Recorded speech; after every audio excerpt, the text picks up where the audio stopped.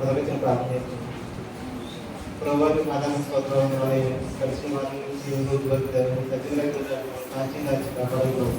ఈరోజు ప్రభువ ఈ తెలుగులో మాట్లాడి 7 మాటల గురించి మేము తెలుసుకున్నాం. ప్రభు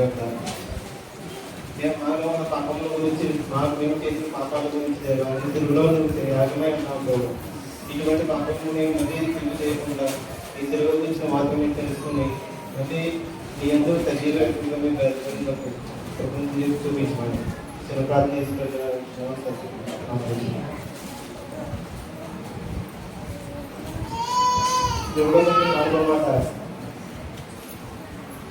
అంటే ప్రవర్తన 27 అధ్యాయము 66.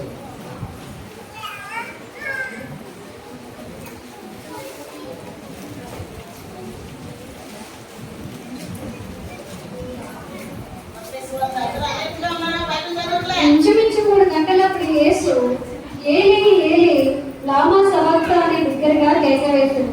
ఆ మాట ఇంచుమించు 3 గంటల సమయమున యేసు ప్రభువు ఏలీ ఏలీ లామా సబక్తాని బిగ్గరగా కేక వేశాడు. దీనికి అర్థం ఏంటంటే నా దేవా నా దేవా నా చేయాలని నిలిచినట్టువా అని అర్థం. ఈ మాటకు అర్థము తీవ్రమైన మనోవేదన, నరకయాతన. ఇంచుమించు ప్రభు సిలువలో వేయబడినందుకు ఈ మాట పడలేదు. తనకు యేసు ప్రభు గారికి గెత్సేమనే తోట నుంచి వేదన స్టార్ట్ అయింది.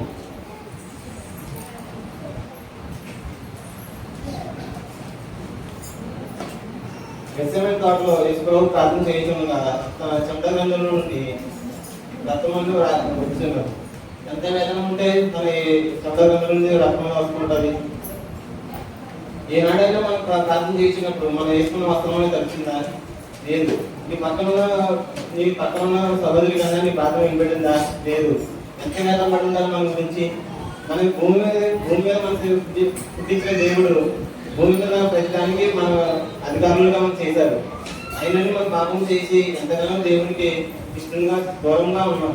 చూడలేక తన అద్వితీయ కుమారుడైన యేసు ప్రభువుని మన కొరకు భూమి మీద పంపించి నరుని వల్లే పుట్టించి నరుని వల్లే బ్రతికించి మన పాపంలో ఆయన చిత్తంగా తన స్త్రీని దిక్కించారు.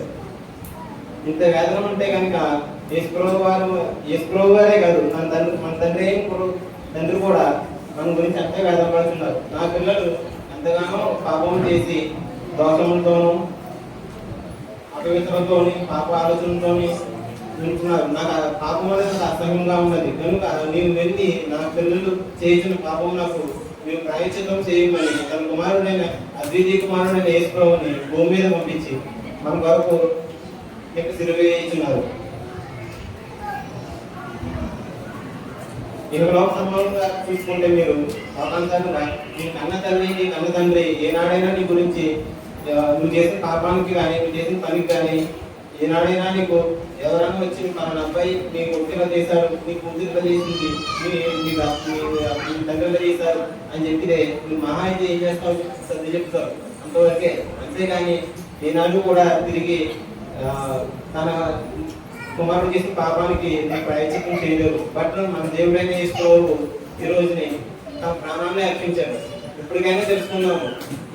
ఇవాళ నుంచైనా ఇప్పటి నుంచి లోకానుసారంగా కాకుండా లోకంలో తిరిగే పాపంలో కాకుండా మనకి ఇష్టానుసారంగా కాకుండా దేవునికి ఇష్టానుసారంగా తిరుగుదాం. యోహాను పత్రిక 19:23.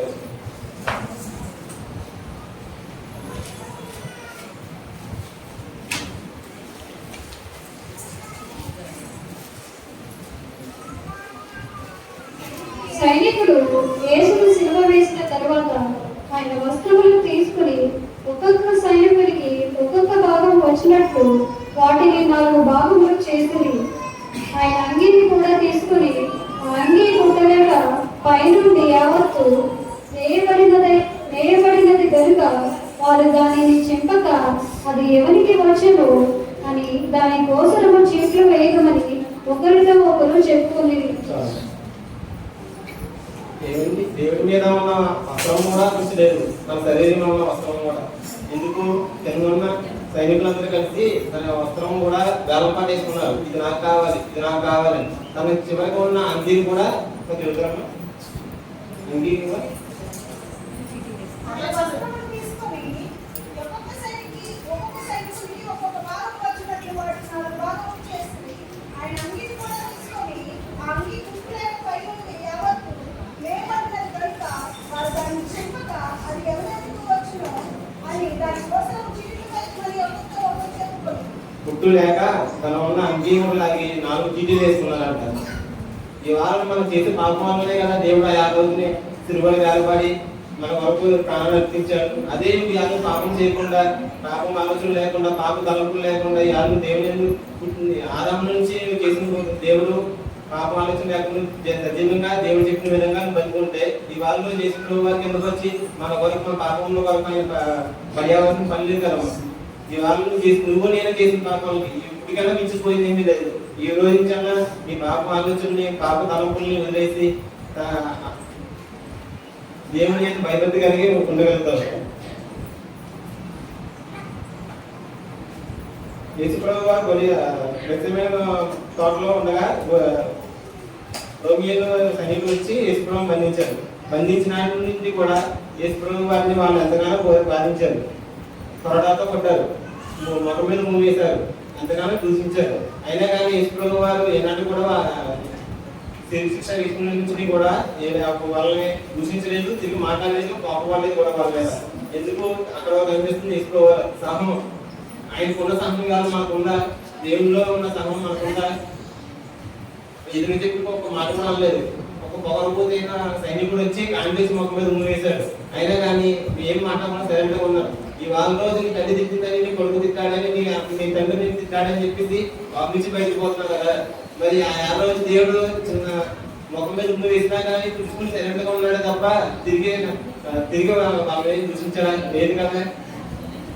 ఎంత కోపం నరుడుగా ఉంటే ఇంకా మనకి ఎంత కోపం వస్తుంటే పరమ ఆకాశం నుండి దిగి వచ్చిన దేవుడికి ఎంత కోపం వస్తుంది. అయినా కానీ తన కోపాన్ని అంతా పక్కన పెట్టి మన గురించి మనం చేసిన పాపాలను, మనం చేసిన తప్పుడు పనులకి ఈ వాళ్ళ రోజు దేవుడు తన సిలువలో ఏకంగా ఉన్నారు.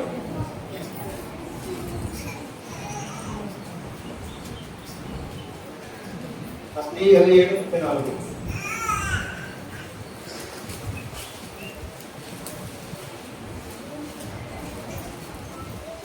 చేదుకొన్న ద్రాక్షరసమును ఆయనకు త్రాగనిచ్చిరి గాని ఆయన ఇక్కడ చూసినప్పుడు యేసుప్రభు దాహంలో ఉన్నారు. ఇన్ని దెబ్బలు తిని కూడా అక్కడ దాహంలో ఉంటే ఒక గ్లాసులు వాటర్ కూడా ప్రభువుకి ఇవ్వలేదు. చేదు కలిగిన ద్రాక్షరసం ఇచ్చారు. ద్రాక్షరసం విన్నప్పుడు చేదు ఎప్పుడు కూడా ఈ ద్రాక్ష పైన కూడా ఎప్పుడు కూడా అమృతంగానే తయారైపడుతుంది. పుల్లిన వాటి నుంచి, పుల్లిన పండ్ల నుంచి, పుల్లిన వస్తువుల నుంచే వస్తారు. దాన్ని ఆ రోజు కూడా ప్రభు వారికి ఆ దాహంగా అర్పించారు. బట్ దేవుడు తీసుకున్నాడా? తీసుకోలేదు. ఎందుకు? ఆయన మహిమ స్వరూపుడు కాబట్టి మహిమ శరీరంతో కిందకు వచ్చాడు, మహిమ శరీరంగానే పైకి వెళ్తున్నాడు దేవుడు తన తండ్రి ఎద్దుకు. అయినా కానీ ఈ 4 రోజులు మనకి వస్తే యవనస్తులే కాదు, పెద్దవాళ్ళే కాదు, అందరూ కూడా మధ్యాహ్నం ఎంతగానో లోబడి ఉన్నారు. మన ఇష్టానికి చిన్న చిన్న మాటలకు, చిన్న చిన్న ఆలోచనలకు, చెడు స్నేహాలకు, చెడు అలవాట్లకు అలవాటు పడిపోయి మద్యం తీసుకుంటూ ఉన్నారు. అది దేవుడు శరీరం మన శరీరం అన్న దేవుడు ఏర్పరచుకున్న ఆలయం. బైబిల్లోనే రాయబడి ఉంది, నీ శరీరం దేవుని ఆలయమే ఉన్నది. అలాంటి శరీరాన్ని ఎంత జాగ్రత్తగా ఉంచుకోవాలి. ఈ 4 రోజులు చిన్న చిన్న పాటలకి, చిన్న చిన్న పార్టీలు అని చెప్పేసి తల్లిదండ్రులు తెలియకుండా, ఇంట్లో వాళ్ళు తెలియకుండా బయటికి వెళ్ళి చేస్తున్నామంటే అది ఒకసారి ఆలోచించుకోండి. ఒకసారి సామెత 31:6.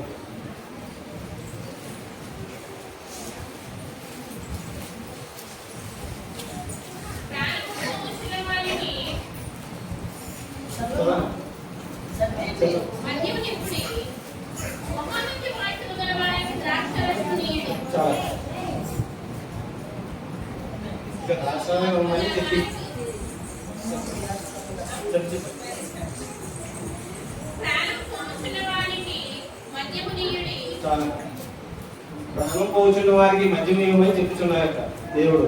ప్రాణం పోచిన మద్యం ఇవ్వడం ఏంటి? దేవుడు అని చెప్పి అనుకున్నారా? ఏమీ లేదు. ఈ 4 రోజులు బయట చూసుకుంటే మనం బయట సెంట్రల్ జైల్లో ఉన్నాయి, ఖైదీల్లో ఉన్నాయి.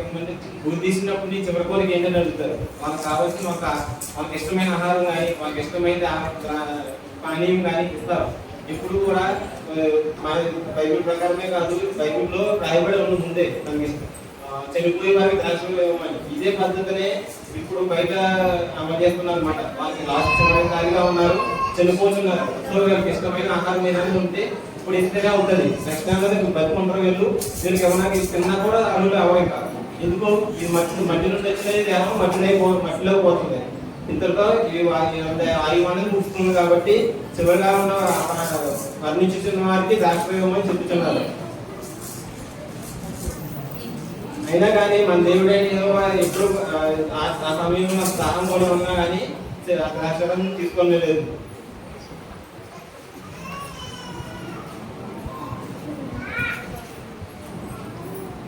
లోక 23:44.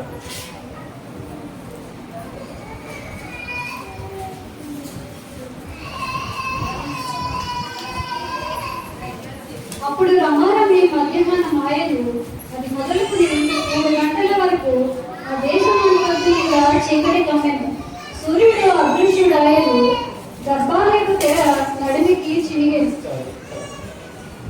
ఏమైనా దేశం అంతటి కూడా చీకటి కృష్ణునే సృష్టించిన దేవుడికి తరంగా తెలుగు మీద కన్మూసినప్పటికీ ప్రపంచం అంతా చీకటి అయిపోయింది. సూర్యుడు కూడా పారిపోయాడు. అదో సూర్యగ్రహణం కాదు, చంద్రగ్రహణం అలానే కాదు. మొత్తం 3 గంటల సమయం, అది రాత్రి కూడా కాదు. మధ్యాహ్నం సమయం 3 గంటలకి నెక్స్ట్ మధ్యాహ్నం ఎండాలు కాస్తామా మనం వెంటనే ఉంచలేము. అలాంటిది భూమికి ఆకాశానికి మధ్యన తిరుగుల మధ్యన చేరి చాపి తిరుగు ఎప్పుడో కన్నుసారు.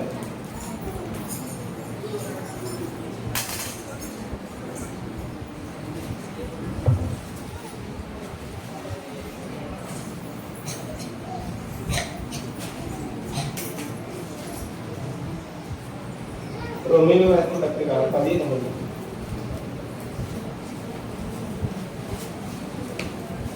ఏమనగా యేసు ప్రభువుని నీ నోటితో ఒప్పుకొని దేవుడు మృతులలో నుండి ఆయనను లేపెనని నీ హృదయమందు విశ్వసించిన యెడల నీవు రక్షింపబడతావు. యేసు ప్రభువే నమ్ముకున్నాయా. ఈ యేసు ప్రభువారు తీర్పు తెచ్చిన నుంచి యేసు ప్రభు కన్నుమూసి వరకు కూడా లాస్ట్ ని 2 మనుషులు మన మారు మనసు పొందారు. 2 కూడా అన్యులు. అదంతా చెప్పారు. ముందే 3 మాటలు చెప్పారు. సిస్టర్ వాళ్ళు ఒకరు ఉన్నారు. ఎవరు ఇంకొకరు ఎవరంటే రోమిలి సైనికులైన ఒక సైనికుడు. ఎందుకంటే అన్యుడైనా కానీ దొంగ ఏమన్నాడో ప్రభుగా 2 దొంగలు కూడా గర్వమాప కుటుంబాలను కూర్చొని ఉన్నారు. తెలియబడ్డారు. ఇవే నిజమైన ప్రభు అయితే దేవుడు అయితే కనుక, దేవుని కుమారుడు అయితే కనుక నువ్వు రక్షించడం మమ్మల్ని రక్షించమన్నాడు. అయినా కానీ 2 దొంగ ఏమన్నాడు, పరదేశంలో నువ్వు నన్ను పరలోకం దర్శించి చాలు అన్నారు. అక్కడ అంటే తను చిన్నప్పటి నుంచి కూడా ఏమీ దేవుడిని తెలుసుకోలేదు. ఒక సెకండ్ లో కూడా దేవుడు మహిమను తెలుసుకున్నాడో అక్కడ తన మారుమనసు పొంది పరదేశంలో కూడా గుర్తించుకోమని చెప్పేసి అన్నాడు అనమాట. తర్వాత 2వ వ్యక్తి వచ్చేసి సైన్య అధిపతి. ఒక రామన్ సైన్యం అనేది ఎలా ఉంటుందంటే కఠినంగా ఉంటారు, మూర్ఖంగా ఉంటారు. ఎదుటివాడు మనిషి జంతువు అనేది కూడా ఆలోచించినట్టుగా వేరు చేశారు. కొరడాలతో వేసుకుని కొట్టుతున్నప్పుడు ఒక కొరడా తప్ప 230 ముళ్ళు ఉంటాయి. ఒక కొరడాకి వచ్చేసి ఇంకో మొక్కలు అది ఒక్కసారి గుచ్చుకుందంటే చిన్న వస్తువు మన కాళ్ళు గుచ్చుకున్నప్పుడే మన కాళ్ళు నేను నడవలేకపోతున్నాను, నేను పొద్దున్న పని చేసుకోలేను, అది బాధపడిపోతాం కదా. ఒక అరటి కొరడా 8 కొరడాలు దెబ్బలు వేసుకున్నావు. మన గురించి నువ్వు నేను చేసిన పనులు ఇవాళ మనకి చిన్నగా అనిపిస్తాయి ఇవాళ రోజు. బట్ అది దేవుని చేసుకునేటప్పుడు ఏంటంటే అది చాలా పాపంగా దేవునికి అసహ్యంగా ఉంటుంది. నువ్వు చేసిన పని మనకి, నువ్వు నేను చేసిన పని. యేసుప్రభు గారి చర్మాన్ని ఎలా కొరడాలనుకుంటారంటే భూమిని నాగలతో దున్నితే ఎలా వస్తుంది అలా దున్నారు కొరడాలతో. మేకులు దుంచారు, మేకులతో వేశారు, ముళ్ళ కిరీటం పెట్టారు. ఎందుకు ప్రభువా నీ చేతులకి మేకులు పట్టబడ్డాయంటే నువ్వు చేసిన పాపం వల్ల పాపంలో చేతులు పెడుతున్నావు, అందుకే నువ్వు రాసిన వేదన నేను తీసుకున్నాను అని చెప్పి ప్రభు అంటున్నారు. ఎందుకు ప్రభు నీ కాలుకి మేకులు వేయబడ్డాయి అంటే నువ్వు వేసిన పాప అడుగులు నువ్వు వెళ్ళకుండా నేను వెళ్ళి నీ పాపాన్ని విముక్తి చేస్తున్నాను. ఎందుకు ప్రభు నీకు ముళ్ళకిరీటం ఏర్పరిచి పెట్టారు ప్రభు అంటే నీ పాప తలంపులు పాప ఆలోచనలు నుండి నేను విముక్తి చేయడానికి నేను ముళ్ళకిరీటం పెట్టుకున్నాను. ఎందుకు ప్రభువా నువ్వు వస్త్రహీనుడై ఉన్నావు అంటే, నీకు మహిమ వస్త్రాన్ని ధరింప చేయడానికి వచ్చాను. నీవు మహిమ ఎందుకు ప్రభువా, నీకు ముళ్ళకిరీటంతో బాధ భరించలేకపోతున్నావు కదా ఎందుకు ప్రభువా అని అంటే, నీకు మహిమ కిరీటాన్ని ఏర్పరచడానికి వచ్చాను. అటువంటి యేసుప్రభువాన్ని మనం ఇప్పటికన్నా తెలుసుకుని, ఇప్పటికన్నా యేసుప్రభువా చెప్పిన బాటల్లోనే ఉన్నారని చెప్పేసి కోరుతున్నాం. ఏమైనా ఎవరైనా తప్పు మాటలు మాట్లాడి ఉంటే క్షమించమని తీసుకుంటున్నాం.